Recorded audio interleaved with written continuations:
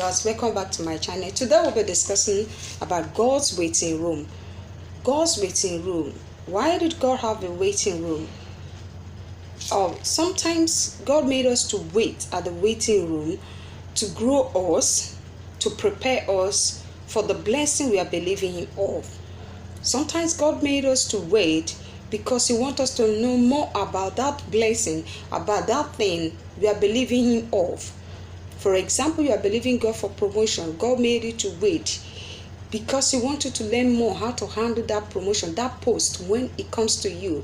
Sometimes when God sees that way, He gives you that promotion at that time, that you might be carried away by that promotion, that you forgot that the source of that promotion comes from Him.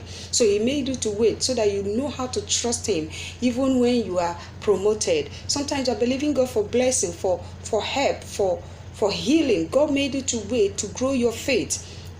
Not just to grow your faith, for you to know more about the blessing that you are asking of Him. When God sees your immaturity, He makes you to wait. In the book of Genesis, chapter 17, 1 to end, Abraham has been believing God for a blessing, for a child. God did promise Abraham that He will make him a father of great nation. He will make him a father of all nations. That promise did not come to pass until Abraham came of age, 99 years of age. Abraham was 99 years of age when God's promise came to pass, and God gave him Isaac.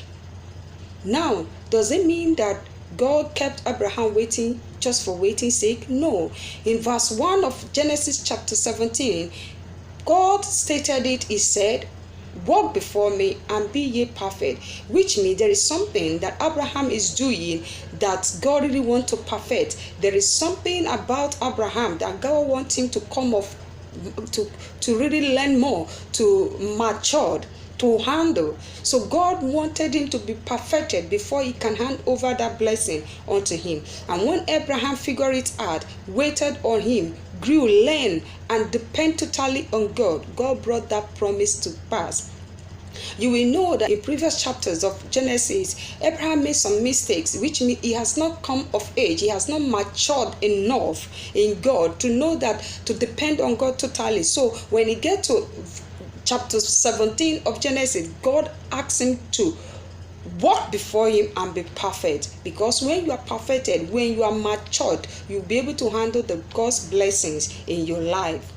So when you are asking God for something, when you're believing God for something, and God made you to wait, it's not the time for you to panic. It's the time for you to totally trust God. It's totally learn to depend on God. Most cases, God wants us to trust Him completely.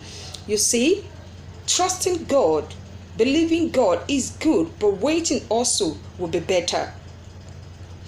God's delay is never a denier. For 99 years, His promise to pass in the life of Abraham. Israelites have been believing God for liberation for 450 years before God brings that promise to pass. He has kept promising them, "I will send you someone that will liberate you. I will send someone that will set you free." 450 years in the land of slavery. I don't know how long you have been waiting on God, how long you have been believing God for one thing or the other. Have it at the back of your mind that God promises will surely come to pass. Delay is not denial. God will surely fulfill His promise in your life. So wait on God, learn and grow, because at that waiting room, that is where God grows you. That's where God builds you up, build your character, build your attitude. He builds everything in you so that you can be able to handle that blessing. I want you to have also in mind that at the moment of waiting, there will be temptation, negative vibes that will come in form of thoughts, jealousies. When others are getting promotion, you are not getting, you will become jealous. Be very careful at that time so that you will not fall into that temptation. I will be right back.